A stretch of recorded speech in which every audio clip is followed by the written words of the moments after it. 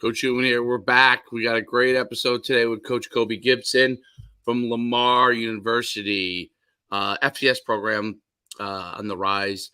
He's the assistant head coach there. Coach has been, obviously, as a lot of college coaches have been, some different places. He was high school-wise, he was at Bishop Gorman for a while, where he coached a ton of Division I kids. Really moved up in the ranks and has really grown as a coach. And he's the assistant head coach there at Lamar. Really starting to build the foundation there. And, he's been at East Baptist University. He's been at East Tennessee Baptist. He's really been in a lot of places. East Texas Baptist, I said Tennessee. East Texas Baptist University. He's been at Grace Community. So Coach is really, really and he's coached a lot of different positions as well. And I think, that's the fortitude and perseverance you need in coaching to really fight through it in college coaching. And now he's the assistant head coach, really a fast rising coach within the industry. Let's bring on Coach Coby Gipson. Coach, what's going on? All right, good morning, guys. Appreciate you having me on. Appreciate you coming on, Coach. We know it's a busy season, so appreciate you taking the time. Absolutely. Nothing better to talk about than this great game of football and building relationships and what it can do in a young man's life. Absolutely. Yeah, and that's that's been, I went through a lot of your Twitter and stuff, and that's a big theme with you from a coaching standpoint. I touched a little bit on your background. If you could go a little bit more in depth on your coaching background, your journey, and then we'll roll. Sure.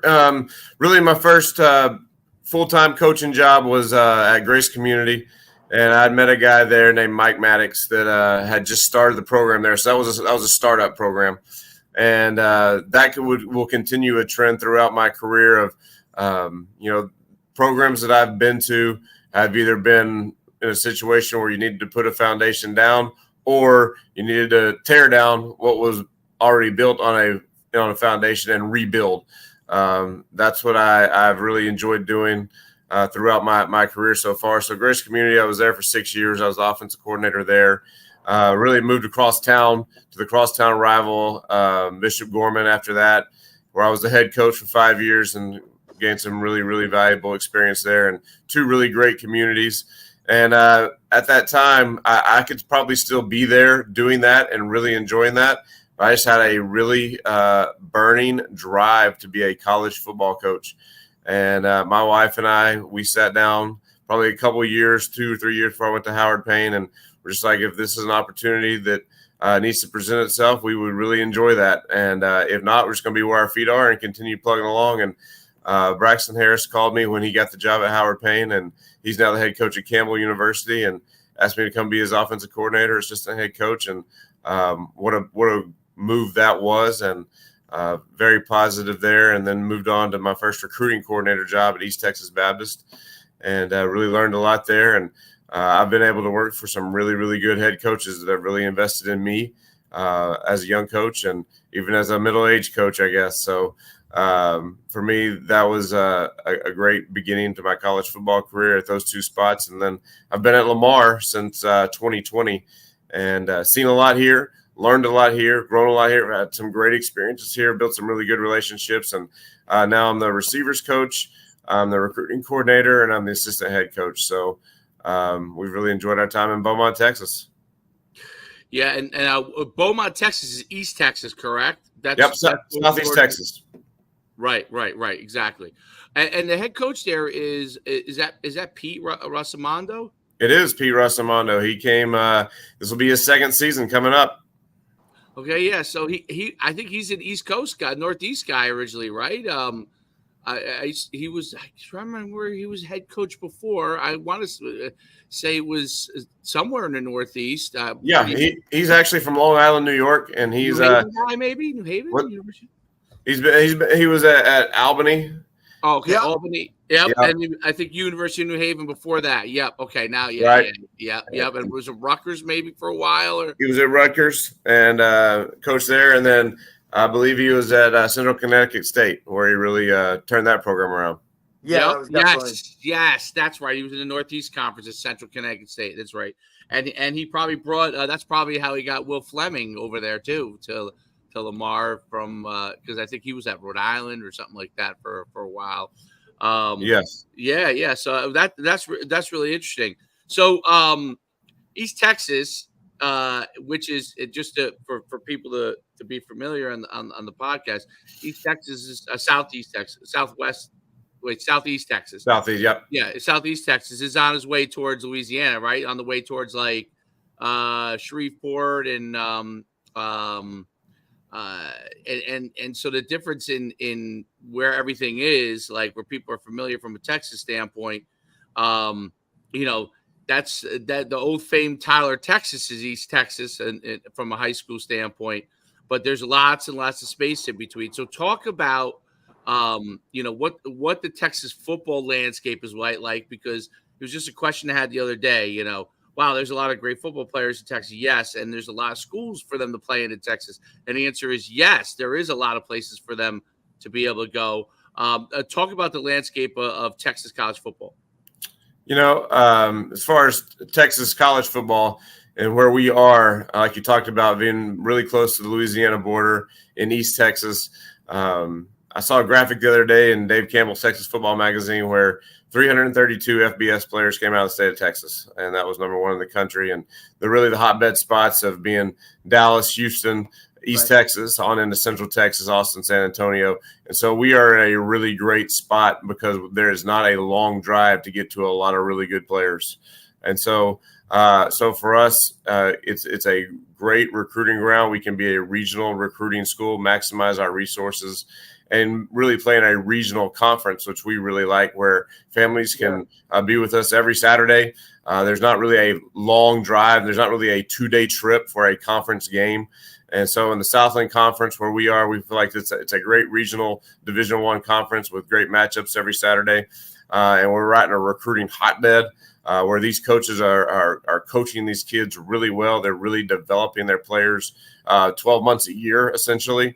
And so football is really important here. And for some kids in the area that I recruit, specifically East Texas, football is what has allowed them to get a high school diploma.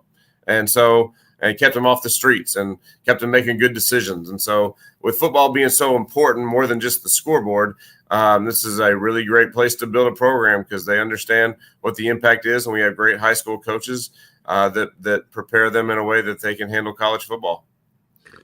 Dave Campbell's book, his magazine, is going back to when I was a kid. It was the first magazine. I couldn't believe that I'm sure most of it's digital now, but I couldn't believe that a magazine could have an in-depth analysis of every single high school program in the state.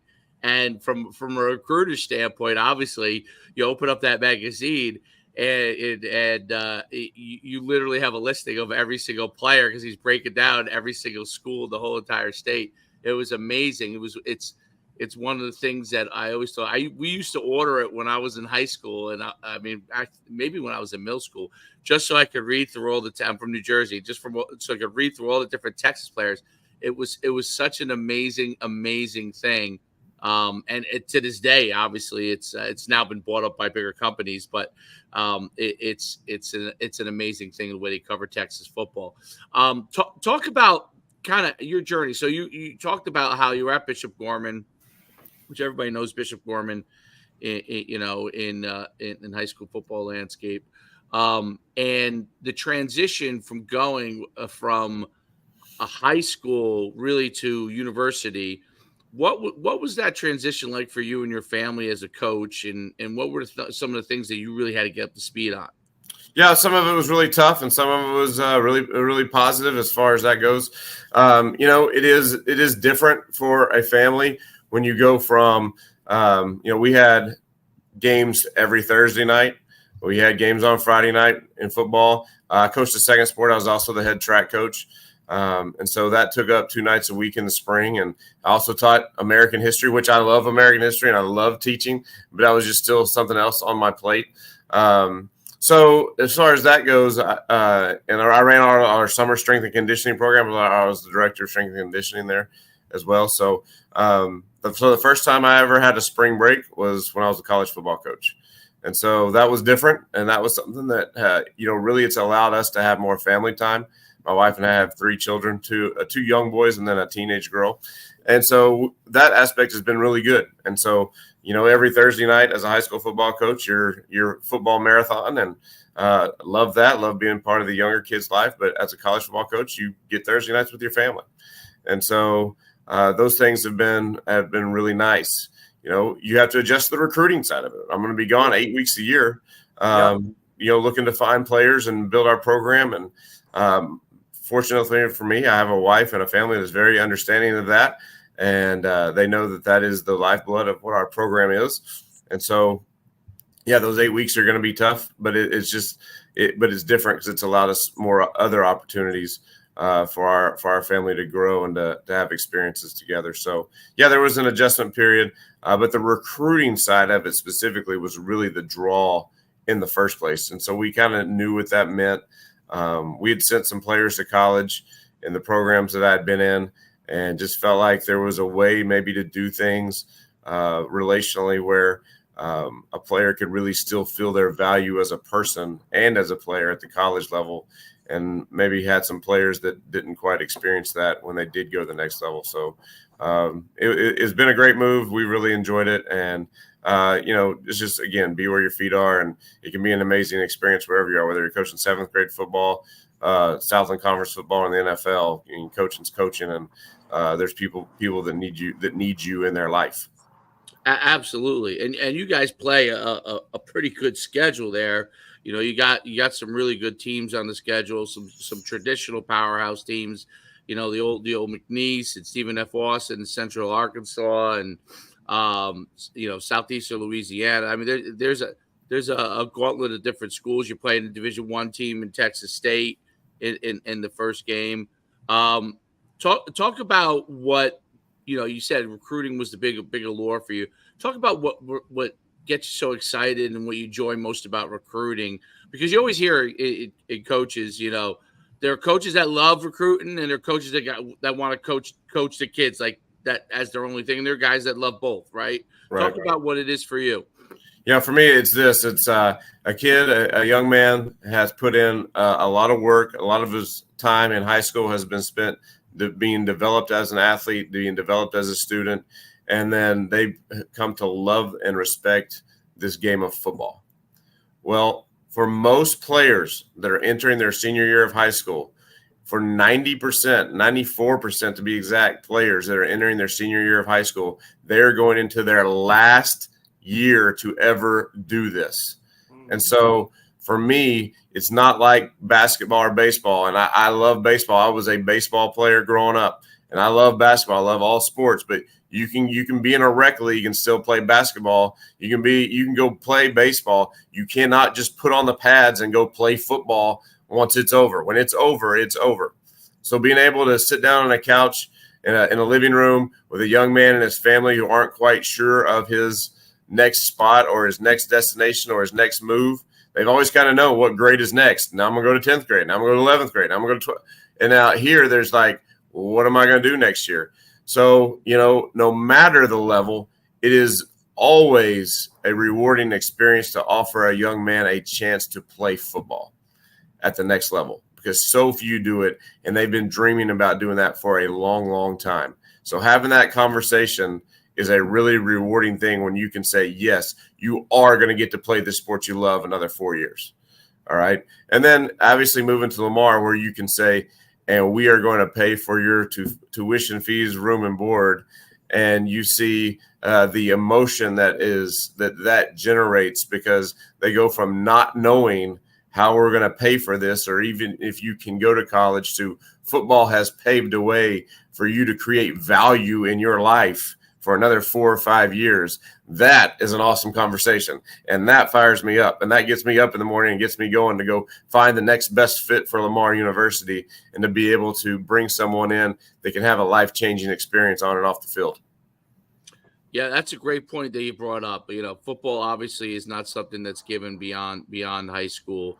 In the overwhelming vast majority, 95% of them don't ever get a chance to go on. The ones that do, it's really you're really an elite player, and Derek talks about this all the time, right? No matter what the level is, to be able to get an opportunity, and obviously to be able to get a scholarship to a place like Lamar makes a huge difference.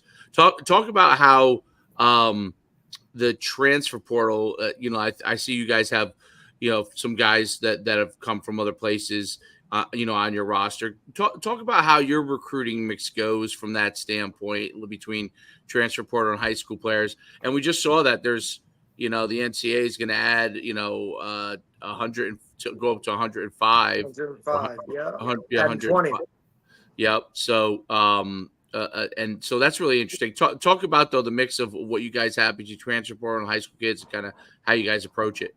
Yeah, okay. And so in the last cycle here, I would tell every single high school coach that I've been in their office and every single high school player this is you need to know the ratio of high school to transfer players, especially in this whole camp season. This whole camp thing has blown up, right? So everybody that comes into that high school is going to be like, come to camp, come to camp, come to camp. And we are no different. We are big believers in camp. We are big believers that what you can see, some of the layers you can peel back by being on the field with a young man can reveal a lot about him and whether he's a good fit or not for the school. So if I'm going to pay gas money to drive somewhere, or I'm going to go spend an afternoon, then I have a cost for going to the camp, whether that's the entry fee, the time spent, food on the road, whatever it is. So we want to really educate our student athletes that when you are doing that, you better do your research and you better have some statistics to prove this is a great use of my time. So last year we signed 21 high school football players, one of the tops in the state of Texas. All right. We signed 7 transfers. So we are a 3-to-1 high school to transfer recruiting team.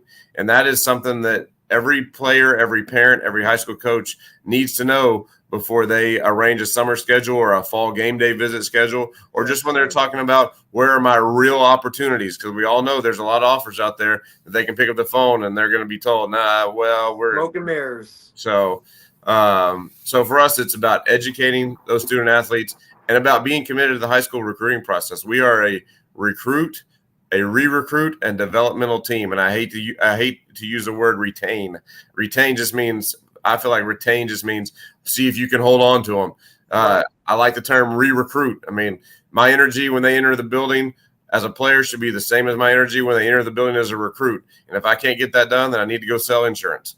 And so for me, that is where the whole thing is about developing players, making sure they understand before they make decisions as a high schooler where the colleges are that are still offering scholarships to high school football players. So we're a 3-to-1 high school to transfer recruiting team right now. And Coach, let me ask you a question. Is that because because that's obviously, as we can see this whole transfer portal process, we see guys and we've talked to a bunch of coaches and it's, hey, we're not recruiting as many high school guys anymore. It's mainly a lot of transfers and whatnot. Is it because your geographic location of some of those top high school players that you're a 3-to-1 ratio, or is that just the staff mentality? I think it's a combination of both. Yes, we have access to a lot of high school players that are really good football players and really good people. And so we've enjoyed that aspect of it. And I think we're reaping some of the fruits of our labor and our plan. Oh, yeah. And so, we had, and I'm not saying this as in, oh, look at how great our players are and how good we're going to be. I'm not saying that. We had 12 players on the preseason Southland all-conference team. 8 of those 12 were high school freshmen. 2 of the others are going to exhaust all their eligibility with us, and we had 2 junior college transfers. So 2 portal transfers, 2 junior college transfers, 8 high school players of our 12 preseason all-conference players. So I think there's a lot of fruit out there in high school recruiting. I think the portal can be really good. I don't see the portal as negative. I see the portal as being able to give a fresh start to someone who needs it. Maybe they don't fit the scheme of a new coach. Yep. Maybe a family dynamic has changed. They need to get closer to home. Maybe they just need a fresh start for whatever the reason is. And I think as long as you vet the player and you do your background work, then you can find good fits in the transfer portal. Because if you lose someone that has experience, then chances are you need to bring someone in that has some college experience. And we've been able to do that strategically.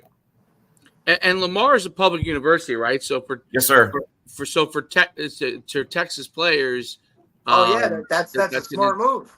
that's an in-state university, so that those relationships really are really valuable. Talk about how, and you touched upon it, and having run a lot of camps in Texas, and seeing what the high school facilities are like, they're second to none, especially at the big schools. Um, Texas football, what is it that they do in Texas to develop players that is really, really unique, that makes it a situation where you can continue to grab high school players and know that they're going to be able to come in and do the job and be ready to go? You mentioned that, like the facilities, all right, and there is, especially at the upper echelon of high school football in terms of school size and resources, you can walk into some great facilities like football stadium, weight room setup, indoor stadiums, and some of those schools have it. In actuality, the percentage of those that have those that you see pictures of on Twitter, when you take into consideration all the schools in Texas, it's probably a pretty low percentage still. Really high compared to other states, but still pretty low.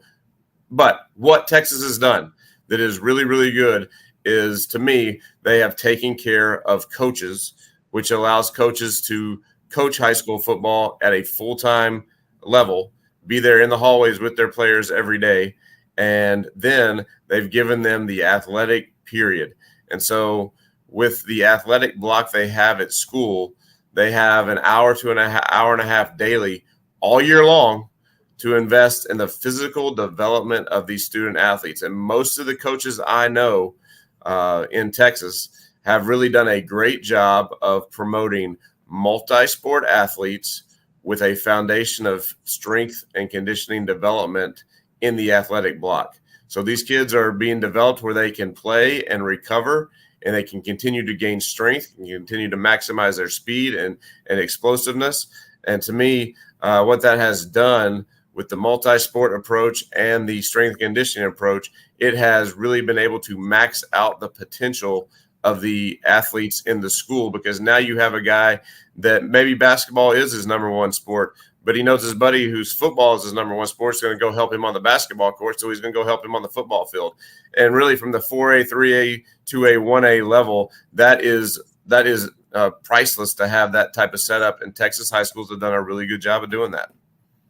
Yeah, and we talk about it all the time too. Like, I mean, you look at, here in, if we're in, talking our Northeast corridor, coaches have so many other things on their plate, right? And it's, you're like you said, you were coaching track, you're teaching, subjects and whatnot, and that stuff all matters here. Where football is kind of like, it's kind of just like a hobby or something else that you can add on for a stipend position in terms of gaining that extra income, from being a teacher.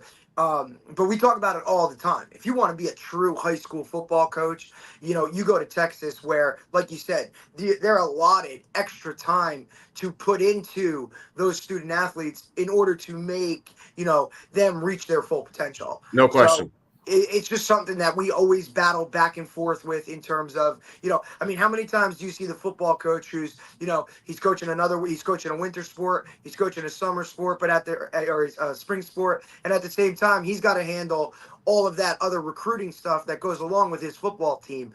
I just think that with the way so many more things have now been added onto, a head football coach's plate, for him to not be allotted that time is just doing such a disservice. Where, even, and we also see a lot now, like your assistant coaches here, they may not be in the building, right? They may be doing something else. And, you can't give them the responsibilities that another assistant coach in the building, and then just the kids in general, like they want to see their football coach out there doing more for them, and investing in them. The same with the parents. It's just, we talk about it all the time. It's just such a disservice. I wish there was something to be done. I hope that moving forward, we can all kind of look at Texas high school football and say, hey, this is a model that we need to kind of follow in terms of whatever. But, I think that's also something that's, we're wishing for and hoping it happens, but I don't know.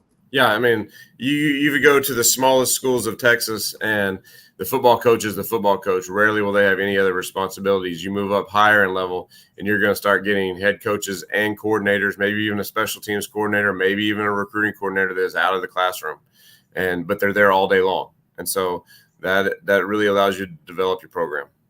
Yeah, and build relationships, right? Because absolutely. You can And see the not just kids, you can relationships grab with the them. Yep, players, right? right. Like now you can build those relationships with those college coaches that are calling on the regular, or a strength guy. It allows you to go, just further your, you can go to football clinics, you can go to strength and conditioning clinics, you can get out there and do other things that now you can bring back to your program to just kind of improve it. Absolutely. As far as like what you guys, how you kind of approach camp and how you guys approach your season, how do you guys structure? Because things have changed so much over the years with respect to coming into camp and what you what you do versus 20 years ago. What is Lamar's approach to camp, and how do you guys put them through it, and what's the approach through camp? As opposed to a recruiting camp or like a fall camp? Well, fall camp. When Yep. when your players come back on campus. Right. So, to me, that's just the most crucial 3-week period of the entire season. And to me, it's where, yes, it's about spending time together. Yes, it's about getting better at football, but ultimately it's about building your team. And so there's no other time of the year that they're going to be able to spend as much time in the building as they are during those 3 weeks. And so what we do is we do, because we're in Southeast Texas, we have a morning practice. And, we are in a situation where here, as far as following protocol, about 10:30 in the morning is going to be where we are told by our athletic trainers that we can't be on the field. So we are going to do that in the morning. So we're going to start out with we're going to provide breakfast. We're going to get taping going and weigh-ins and things like that. And we're going to have a position meeting. And then we'll go hit the field for practice. Right after practice, our players are released to go to the dining hall to eat lunch, and followed by a little bit of time off while the coaches are grading the practice film and getting ready for the afternoon meeting. They come back with work with our director of sport performance, Pat Walker, who's an incredible director in that area. And then we'll go right into a position meeting, and then we'll go into a special teams meeting before dinner. When we come back from after dinner, we get into a special teams meeting again right before we go for a walkthrough on the field. And so that's how we have been able to get a little more field time. And then we finish off with a meeting at night. So we have 2 different schedules that we juggle every other day. But all those factors that I mentioned will be in that period. So we're on the field probably 7:30 in the morning and 8:30 at night to try to take care of our players and give them a chance to recover. And so during the course of the day, we'll have 3 different position meetings, a team meeting, a special teams meeting. And then one of those nights, the night we don't go on the field, we'll have some team building, some team camaraderie, introduction of the freshmen. Competitions among position groups, things of that nature. Yeah, I think that's a big shift, obviously, that's happened in the last decade, which is really much more in meetings time than on the field. Yeah, a lot more mental preparation. And how does that? How have you had to adapt? So, I mean, how do you get players? And obviously, you guys do a walkthrough at night, and right before they're probably going to do the install of whatever the next day, right? But how do you go and get them to retain things when you don't have as much on the field time? And how do you get them to really kind of get focused on that? Is technology a big part of that? Talk to me more about that. Yeah, technology is not obviously a big part of that, because they can bring up practice on their phone. They can bring up drills that we've done. We are very fortunate to where we can get all of our individual drills filmed, and we can point out this was a good drill, awesome. This was not a good drill. And so we will watch that in the meeting room, but we'll send it to them as well. I'm in a situation where I would be remiss if I didn't mention the fact that I have an incredible assistant receivers coach, typically known as a graduate assistant. But I don't like referring to him as a GA. I like referring to him as my assistant, because he's really sharp and really strong in the area that you're talking about. So one of his jobs every day is to make a cut up of this is what went well. This is what did not go so well. This is what we need to improve on tomorrow. And so I preparing him for his first full-time job, I like to give him a piece of the meeting, and that's his piece of the meeting, is to hit the good, the bad, and the ugly. And so everybody sees, yes, this is what we want. This is what we don't want. This is how we can improve. So to me, that's really important to be very. You can't just. Let's be honest. I mean, you can't just roll into a meeting and wing it. You better be really intentional with your planning on what you want to talk about and what you want to accomplish. So one of my goals for a meeting is to be able to hit every type of learning style. And for me, that I'm a very visual learner. When I was a young coach, I probably coached visual learners really well, and the others probably not very good. So that's that teacher in you, Coach. That's that teacher. That's in you, right. Man. That's right. I think you got to have that. So I don't ever let them sit down very long in the meeting room. Nope. I'm a grown adult, and it's really hard for me to listen to somebody talk for 20 minutes. So I don't want to stand up there and ramble and lecture them. That's not what they're looking for. So we want to be really interactive. We want to really get the kids involved in the process. We want them to talk. We want them to draw. We want them to move so that they can get an auditory view, a visual view, and a kinesthetic learning option. And so our meetings are going to be really interactive. The guy that meets next to me probably wants to bang on the wall and say, "Hey, can y'all quiet down in there?" But when we get up and we're going, it's not just me up there talking. Right. And I think that's like, but that's also knowing your players, right? And knowing exactly what they need to be at their to perform at their highest level. I saw an interview the other day with Aaron Rodgers, and he was talking about that whole thing. Like, training camp's not hard anymore, right? And he was talking about, back in the day, physically, it was so demanding that it was, this way. And now, just with the way things are now, it's, now it's demanding, but in a mental way. So the physicality of camp itself. And look, you also know you're trying to bridge a gap between a guy who's, he's a fifth-year guy and he's been through it a whole bunch. And then you got a freshman coming in that's like shell-shocked, trying to just get adjusted away from being home. Now he's sitting through meetings, right? And all this other kind of stuff. If you can hit on every one of those, ways of learning that now, we all know you do one way, you get, that percentage of the room. You do it another way, you get that percentage of the room. And you got to hit on every one of those guys.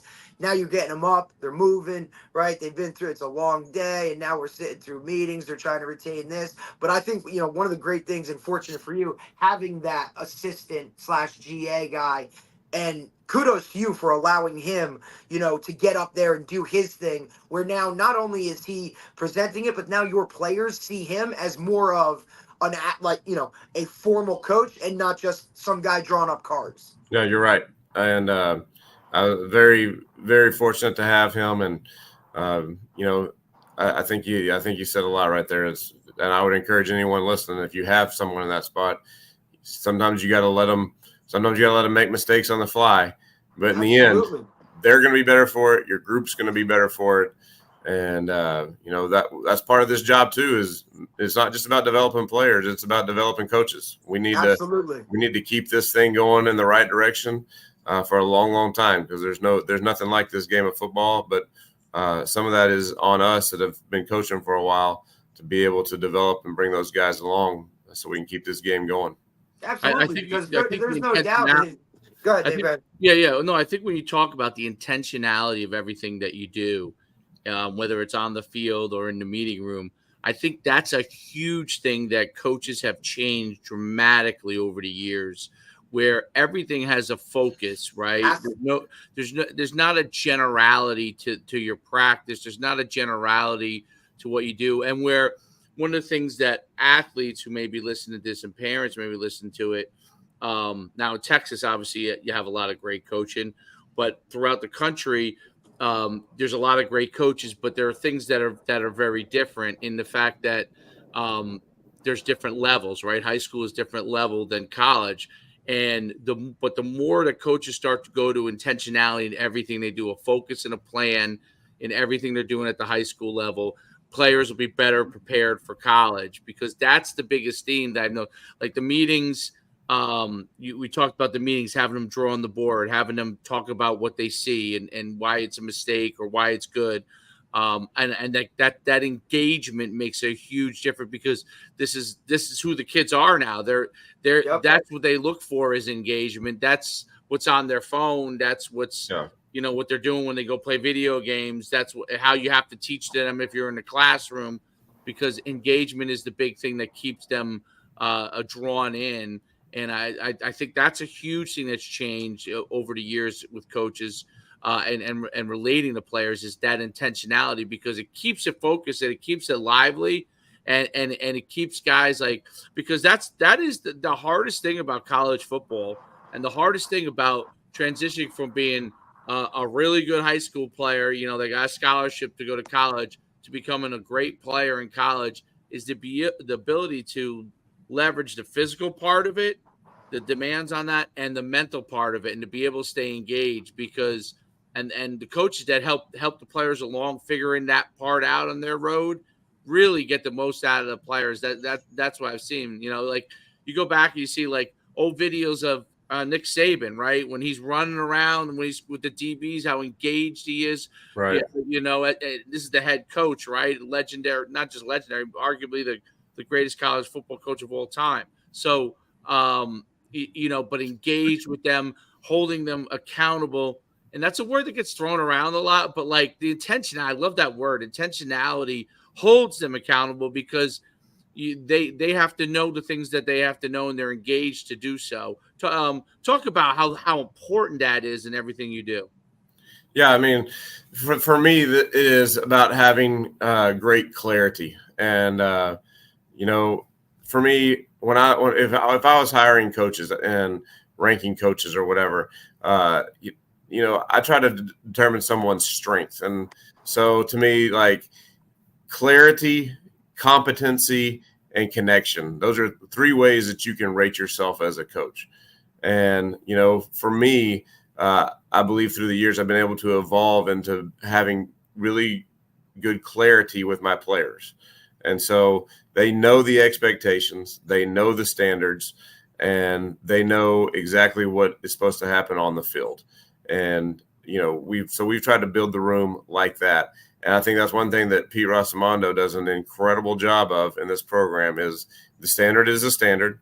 The standard is that every day. And if you don't meet the standard, then there's a consequence for not meeting the standard. And we're going to have great communication and what that is and what that looks like.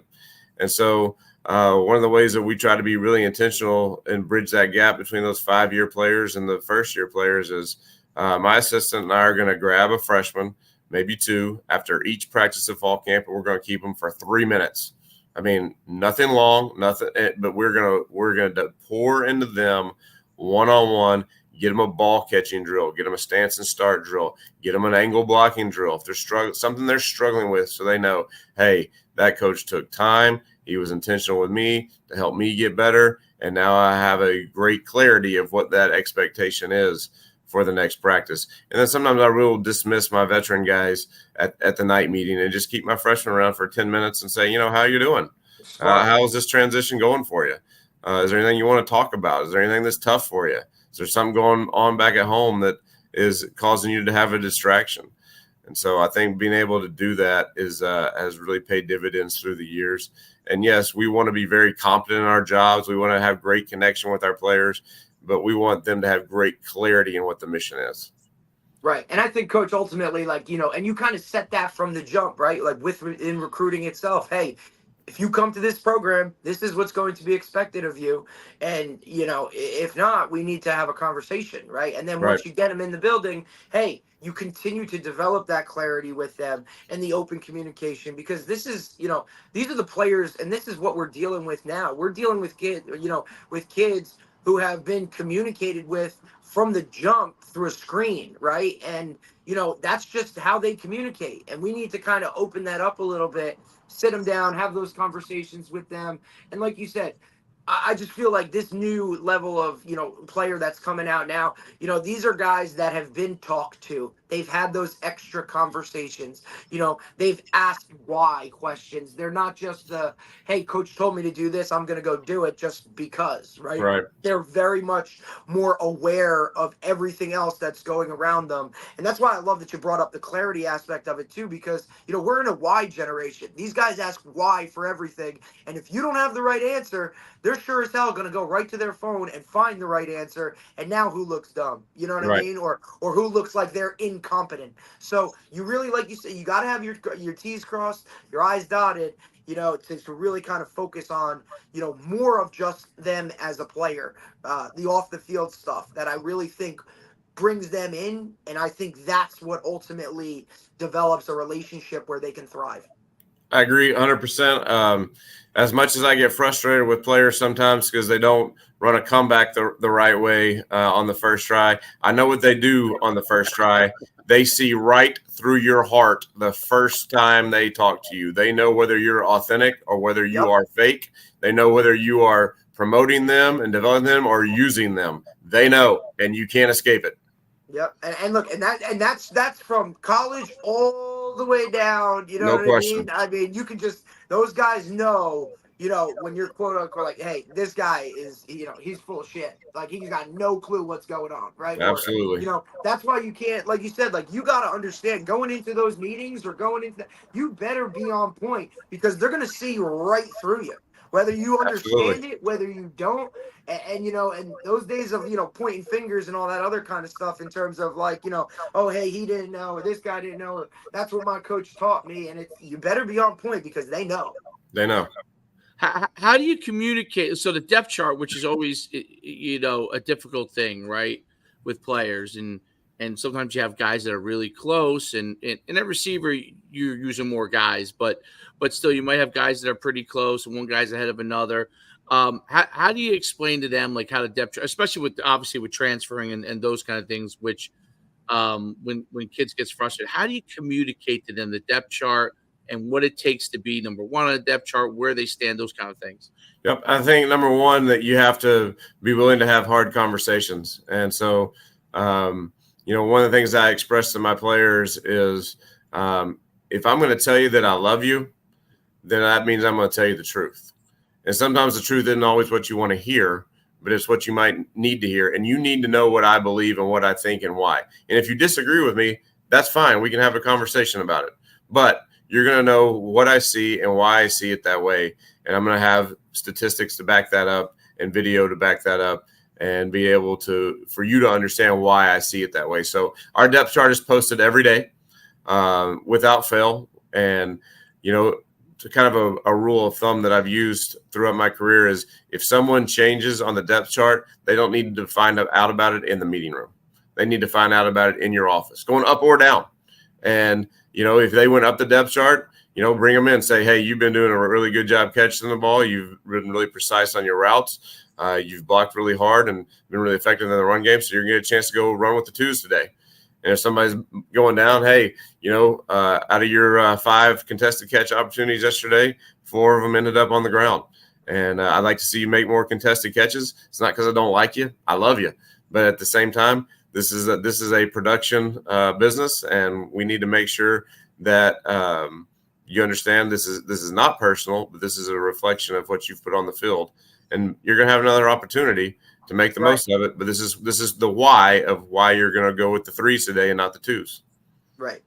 That's a great point. So you'll bring them in beforehand and just let them know, which I think is really right. Really good. That's you another thing that when you showed that up changed in the a lot too. That's another thing that changed a lot, which is great.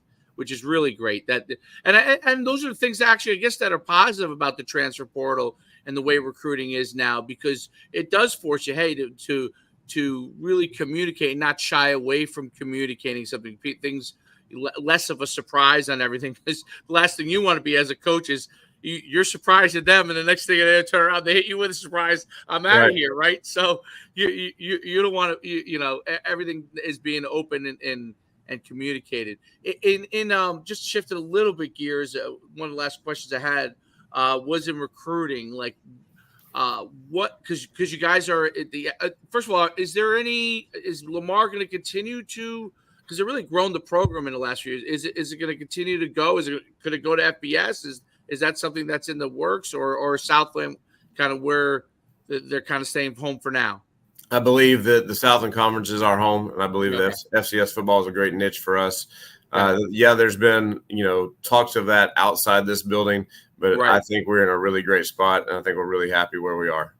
So Well, I think everybody looks at that as like, hey, that's everybody's goal is to get because to Texas FBS. State and UTSA, And I get it, but why not? Division I. But for them, for Lamar, why not just be the best FCS program in the state of Texas? Like, why not just go dominate that? Go win the Southland Conference every year. You know, play your one FBS game, or make the Sam Houston game something like a little bigger than it is, or whatever. Because look, we've seen a lot of upsets come, and now but I do see now that the trend is a lot of these teams.